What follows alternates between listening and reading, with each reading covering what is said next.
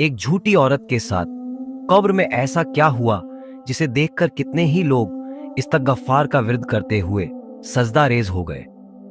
आज मेरी उन तमाम मर्दों से गुजारिश है जो अपनी मां की कही हुई बातों पर यूं यकीन कर लेते हैं जैसे उनकी मां कभी झूठ बोल ही नहीं सकती, और फिर अपनी बीवियों के साथ ऐसा रवैया रखते हैं कि उनकी जिंदगी बर्बाद हो जाती है। एक 70 साल की औरत ने अपनी बहू के साथ जो सलूक किया, उसके बाद अल्लाह ताला ने उसे ऐसा दर्दनाक अजाब दिया कि वह पूरी दुनिया के लिए इबरत का निशान बन गई। लोग मैयत को छोड़कर भागने लगे और कब्र से आग निकलने लगी। जब उस औरत के बेटे ने कब्र में झांक कर देखा तो वह चीखते हुए बेहोश हो गया, क्योंकि उसकी मां का कफन फट चुका था और उसके पेट में मेरा नाम जैनब है और मेरी सास का नाम हुमैरा था। जब मैं अपने ससुराल आई तो महज 16 साल की थी, एक नाबालिग लड़की। मेरा शौहर बिलाल मुझसे 10 साल बड़ा था। हमारे खानदान में लड़कियों की शादियां जल्द कर दी जाती थीं, यह देखे बगैर कि लड़के की उम्र क्या है, बस जोड़ा बना दिया जाता था। हर लड़की की तरह मेरे दिल में भी शादी और ससुराल को लेकर कई अरमान थे। मैं अपने कमरे में दुल्हन बनी बैठी बिलाल का इंतजार कर रही थी। एक अजीब सा डर मेरे दिल में था कि न जाने मेरा शौहर कैसा होगा और ससुराल वाले कैसे होंगे। अभी मैं यही सोच रही थी कि अचानक मेरा घूंघट झटके से उठाया गया। घबराकर जब मैंने नजरें उठाईं तो मेरे सामने मेरी सास हुमैरा बीबी खड़ी थी। माथे पर बल, आंखों में गुस्सा और सर से पांव तक मुझे घूरने के बाद उन्होंने जो बात कही उससे मेरा चेहरा सुर्ख हो गया। कहने लगी, मैं तुझे यहां ब्याह कर लाई हूं तो मेरी बात कान खोलकर सुन ले। पूरे खानदान में जितनी भी औरतें हैं सबने पहली औलाद बेटा ही पैदा किया है। तेरी बहनें, तेरी भाभियां और बाकी औरतें सबने 2-2 हीरे पैदा किए हैं। अब तुझसे भी यही उम्मीद है कि तू मुझे जल्दी से पोते का चेहरा दिखाएगी। मैं घबराते हुए सर झुकाकर उनकी बात सुनती रही, मगर अगले ही पल उन्होंने धमकी भरे लहजे में कहा, मुझे पोता ही चाहिए और वो भी इसी साल चाहिए। मेरा एक ही बेटा है और मैं उसकी नस्ल को आगे बढ़ते हुए देखना चाहती हूं। अगर तूने मेरी बात मानी और मेरी ख्वाहिश पूरी की तो मैं तुझे इस घर की रानी बनाकर रखूंगी और तू हमेशा ऐश करेगी। लेकिन अगर तूने मेरे हुक्म की खिलाफ वर्जी की तो मैं तेरी मां नहीं बल्कि सास बन जाऊंगी। इतना कहकर उन्होंने मेरा गाल थपथपाया और वहां से चली गईं। मुझे लगा था कि मेरी सास नर्म मिजाज और अच्छी तबीयत की मालिक होंगी, लेकिन उनकी यह बात सुनकर मैं जर्द पड़ गई और मुझे उनसे खौफ आने लगा। मैं यूं ही सहमी हुई बैठी थी कि बिलाल कमरे में दाखिल हुआ और आकर मेरे सामने बिस्तर पर बैठ गया। वह मुस्कुराते हुए मुझसे बात करने लगा और उसका रवैया उसकी मां से बिल्कुल अलग था। धीरे धीरे मेरे दिल में बिलाल की मोहब्बत परवान चढ़ने लगी। बिलाल भी मेरा बहुत ख्याल रखते थे, लेकिन शादी के अगले ही दिन मेरी सास ने पूरे घर की जिम्मेदारी मेरे नाजुक कंधों पर डाल दी। मैं अपने घर में भी काम करती थी, लेकिन इस तरह पूरे घर को संभालना पहाड़ जैसा लगने लगा। अगर सास को खुश रखती तो शौहर नाराज हो जाता, और अगर शौहर को वक़्त देती तो सास 100 बातें सुनाती। मैं इन तमाम हालात से मानसिक दबाव का शिकार हो चुकी थी। सुबह से शाम तक मैं घर के सारे काम करती, और अगर सास के रिश्तेदार आ जाते तो उनके लिए अलग से खाना बनाना पड़ता। रात को बिलाल आता तो मेरी थकी हुई सूरत देखकर गुस्सा करता, कहता, अपनी हालत देखो, नई नवेली दुल्हनें ऐसी होती हैं, तुम्हें देखकर लगता है जैसे हमारी शादी को 10 साल हो चुके हों। कम से कम अपने आप को संवार कर तो रखा करो, हर वक्त नौकरानी बनी रहती हो। बिलाल की यह बात सुनकर मेरी आंखों में आंसू आ गए। मैं रो रोकर कहने लगी, मैं क्या करूं, पूरा दिन घर के कामों में लगी रहती हूं। जिस वक्त आप घर आते हैं उसी वक्त मुझे फुर्सत मिलती है। अमान जी भी मेरा हाथ नहीं बटाती। मैं अपने शौहर को यह सब कुछ बता ही रही थी कि सास कमरे के बाहर खड़ी सब सुन रही थी। वह फौरन हाय हाय करती अंदर दाखिल हो गई और गुस्से में कहने लगी, हां, यही दिन देखना रह गया था। फातिमा, मैं तुझे बहुत खानदानी समझती थी, मगर तू तो बहुत चालाक निकली। अभी तुझे आए हुए चंद दिन ही हुए हैं और देख बेटा कैसे तुझे मेरे खिलाफ भड़का रही है। अरे मेरे घुटनों में दर्द था। तू जानती है कि मेरी कमर और घुटनों में कितना दर्द होता है। मैंने सोचा था कि एक दिन अगर ये काम कर लेगी तो कौन सी कयामत आ जाएगी। आखिर को ये घर इसका भी तो है। लेकिन मुझे क्या मालूम था कि ये तो अपनी सुस्ती में मुझे भी घसीट लाएगी। जब बिलाल ने अपनी मां को रोते हुए देखा तो वो मुझ पर ही बरस पड़े। कहने लगे, दफा हो जाओ मेरी नजरों से, तुमने मेरी मां को रुला दिया। खबरदार, जो तुमने दोबारा मेरे सामने मां की शिकायत की, वो सारी रात मैंने बाहर सहन में रोते हुए गुजारी। मगर न सास ने मुझे कमरे में आने को कहा और न ही शौहर ने। अगली सुबह तक मेरा वजूद अकड़ चुका था। धीरे धीरे सास ने बिलाल को मेरे खिलाफ भड़काकर उसे मुझसे दूर करना शुरू कर दिया। 2 महीने गुजरे तो सास ने एक रोज बिलाल के घर आते ही कहा, बिलाल, ये क्या माजरा है? शादी को 2 महीने हो गए हैं और अभी तक मुझे कोई खुशखबरी नहीं मिली। बिलाल तो सर झुकाकर बैठ गया, मगर मेरी सास ने मुझे अपने पास बिठाया और तंजिया लहजे में कहने लगी, क्या कोई नुक्स तो नहीं है तुझमें? कहीं मैं बांझ बहू तो नहीं ले आई? अभी तक तूने मुझे खुशखबरी क्यों नहीं सुनाई?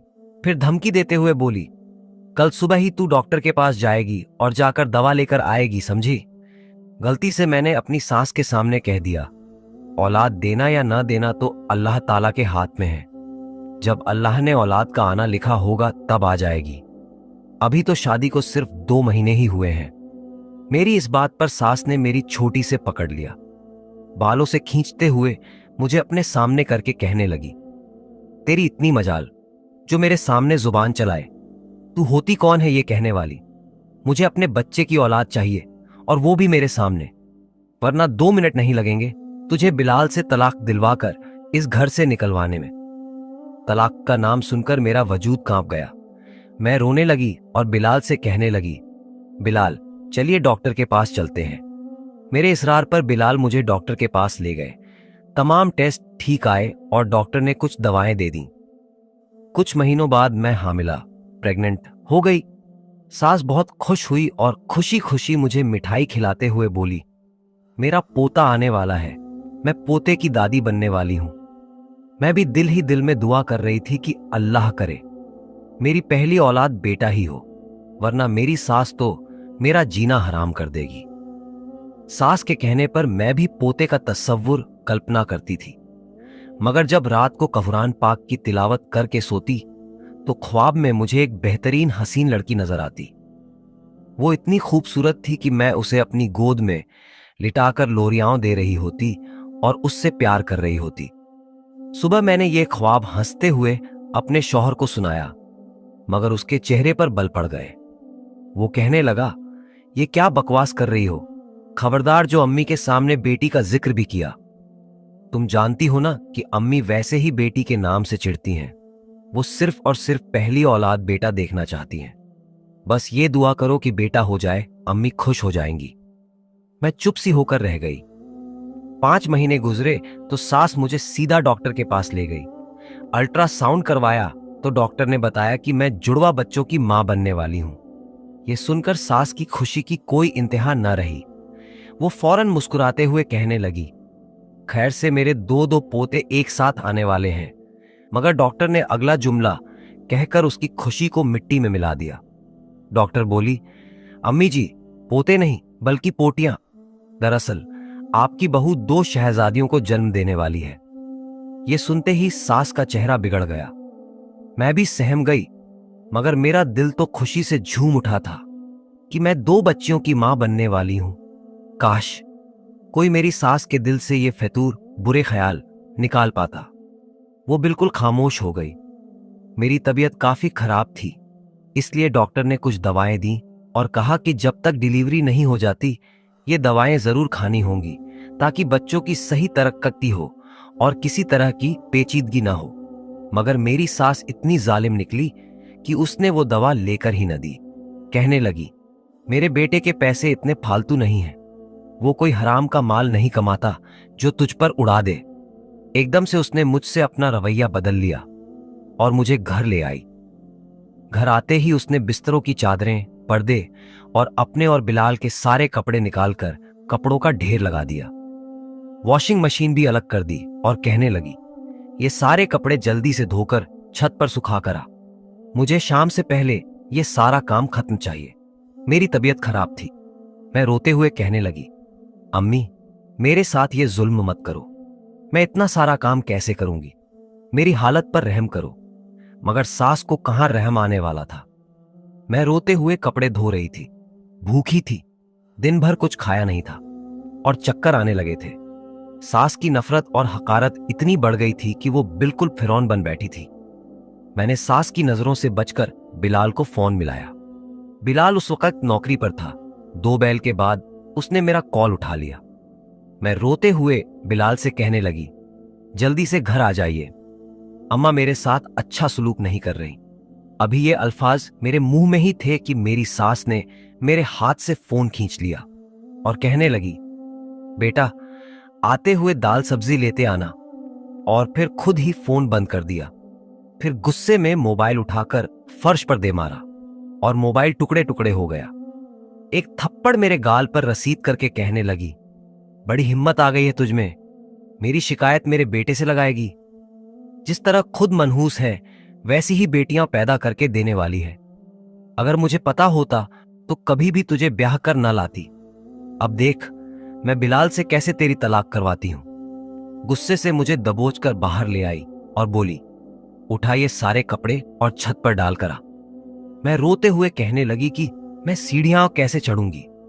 मगर वो गुस्से में मुझे गालियां देने लगी।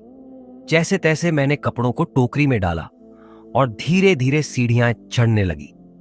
हर 2 सीढ़ियां चढ़ने के बाद रुककर मैं सांस लेती और रोती। बार बार अपने माँ बाप का ख्याल आ रहा था कि काश आज वो जिंदा होते और मैं उनको अपने साथ होने वाला जुल्म बता सकती। मेरे बचपन में ही मेरे वालिदैन का इंतकाल हो गया था और वो दोनों मुझे छोड़कर इस दुनिया से जा चुके थे। मेरे 3 भाई थे, लेकिन वो भी अपनी बीवियों और बच्चों में इतने मशरूफ थे कि कभी कभी मुझे फोन करके हाल पूछ लेते, वरना उन्हें तो मैं शायद भूल ही चुकी थी। बहनें भी अपने घरों में बड़ी मुश्किल से गुजारा कर रही थीं। अगर उन्हें फोन करती तो वो अपने दुखड़े रोने लगती। मैं कांपते हुए छत पर पहुंची। मेरी आंखों के आगे अंधेरा छा रहा था और पेट में दर्द उठने लगा। मगर फिर भी मैंने कपड़े छत पर सुखाने शुरू किए। थोड़ी देर बाद बिलाल घर में दाखिल हुआ। मेरी सास फौरन सर बांधकर आंगन में चारपाई पर बैठ गई। बिलाल ने आकर मेरे बारे में पूछा तो मेरी सास झूठ बोलते हुए कहने लगी, पता नहीं इस हालत में छत पर क्या करने गई है। मैं तो इस लड़की को मना करती रहती हूं कि छत पर मत जाया कर, लेकिन जब ये छत पर जाती है तो पड़ोस की परवीन का लड़का भी वहीं डगमगाने लगता है। पता नहीं दोनों के बीच क्या नैन मटक्का चल रहा होता है। मैं छत पर खड़ी कपड़े सुखा रही थी कि अचानक बिलाल वहां आ गया। मेरी सांसें फूल रही थीं और घबराहट में अपना दुपट्टा भी ठीक से संभाल नहीं पा रही थी। बिलाल ने देखा तो सामने पड़ोस का लड़का भी इत्तेफाक से छत पर ही मौजूद था और मुझे देख रहा था। मुझे इन सब बातों का होश नहीं था। बिलाल वहीं से चिल्लाया। मैं मां बनने वाली थी, मगर फिर भी उन्हें मेरी हालत पर रहम नहीं आया। वहीं छत पर एक कोने में पड़ा लकड़ी का डंडा उठाकर उसने मुझे मारना शुरू कर दिया। मेरे सर, कंधों और पीठ पर वो डंडे मार मार कर मुझे नीला नील कर चुका था। मैं फूट फूट कर रो रही थी कि मेरी गलती क्या है, आखिर कितना जुल्म बर्दाश्त करती। मैं बेहोश हो गई। जब होश आया तो यूं ही छत पर लावारिसों की तरह पड़ी थी। मुझे होश में आता देख मेरे शौहर ने गुस्से से मुझे देखा और कहने लगा, अगर तू मेरे बच्चों की मां न बनने वाली होती ना तो मैं कब का तुझे तलाक दे चुका होता। तुझ जैसी बदकिरदार लड़की को मैं अपने घर में नहीं रख सकता।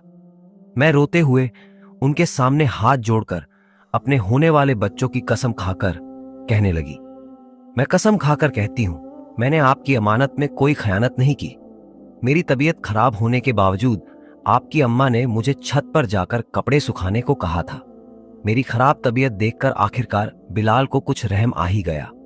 वह मुझे छत से नीचे लेकर आया और अपनी मां से भी उखड़ा उखड़ा रहने लगा। जब मेरी सास ने उसे बताया कि मैं बच्चियों की मां बनने वाली हूं तो बिलाल मुस्कुरा उठा। अब उन्हें भी अपनी बेटियों से मोहब्बत होने लगी थी।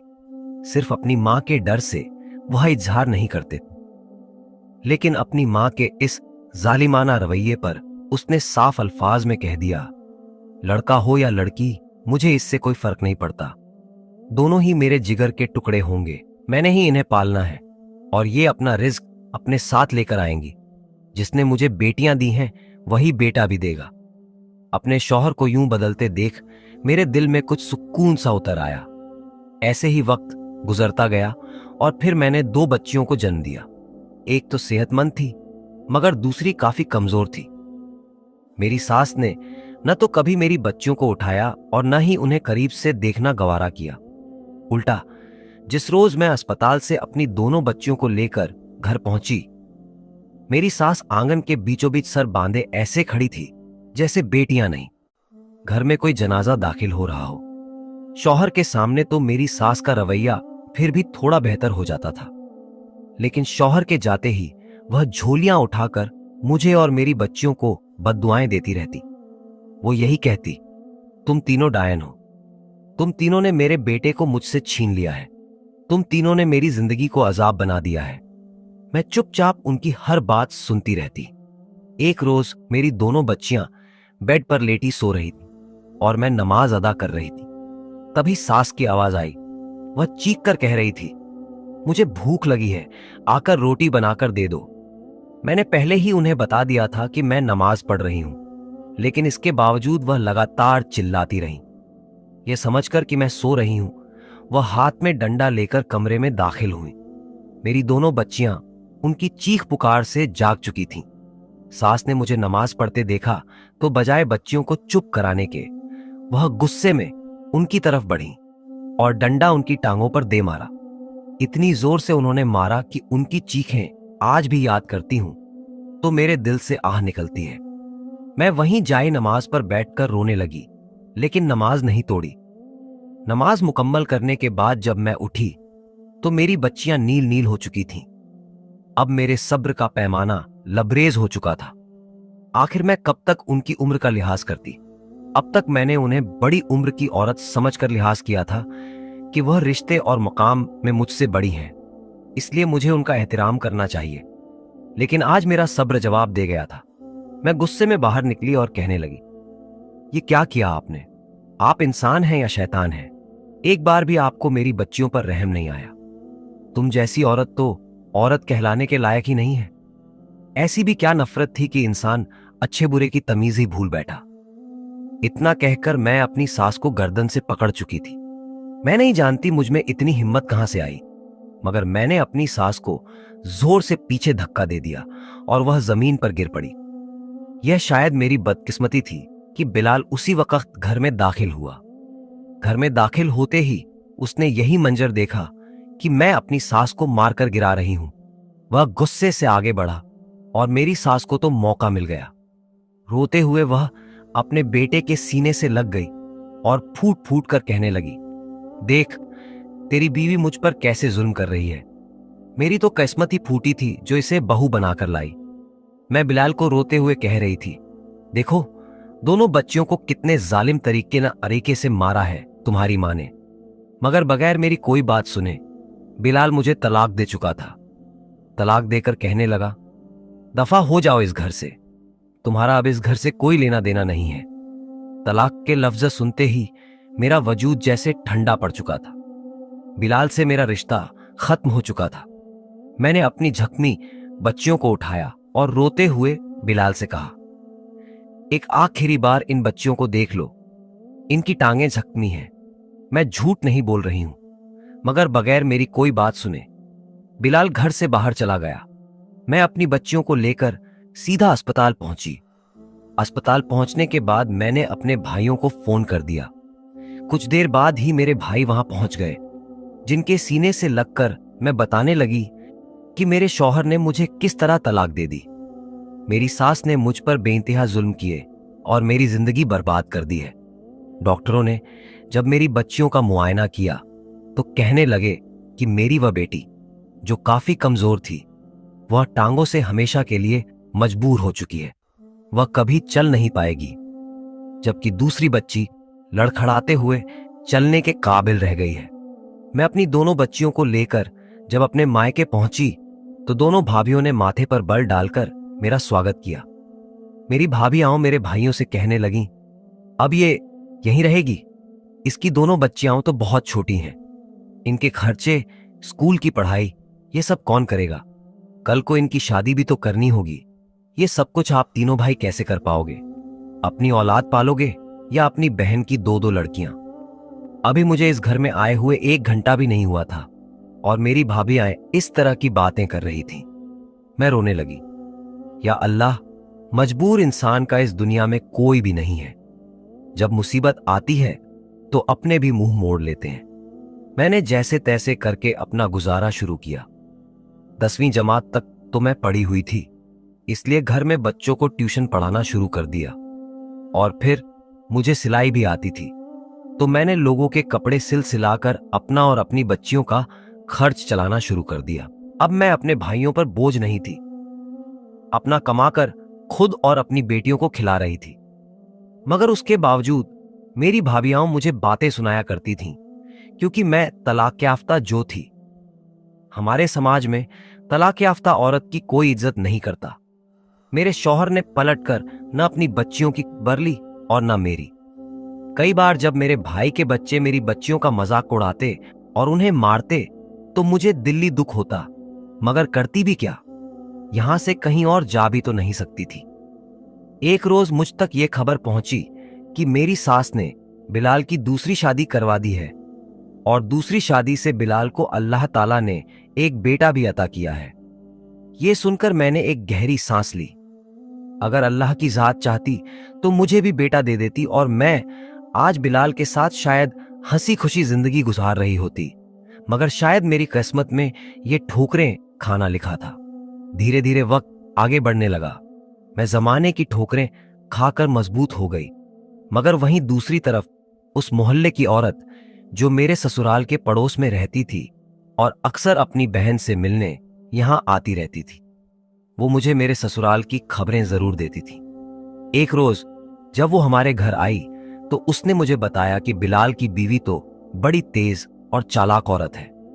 बिलाल की बीवी होते हुए भी वो पड़ोस के लड़कों से कॉल पर बातें करती है। मैंने खुद उसे छत पर कई बार लड़कों से आंखें चार करते देखा है। एक रोज न जाने सास और बहू में किस बात पर झगड़ा हुआ कि बजाय बीवी को समझाने के बिलाल अपनी मां पर ही चिल्लाने लगा। पिछले 1 हफ्ते से बिलाल अपनी बीवी को लेकर अपने ससुराल जा चुका है और मेरी सास अकेली घर में रह रही है। यह सुनकर मैं सोचने लगी कि शायद मेरी सास का यही मकाफात ए अमल है। जो गंदे इल्जामात उसने मुझ पर लगाए थे वो सब दूसरी बहू के लिए सच हो गए।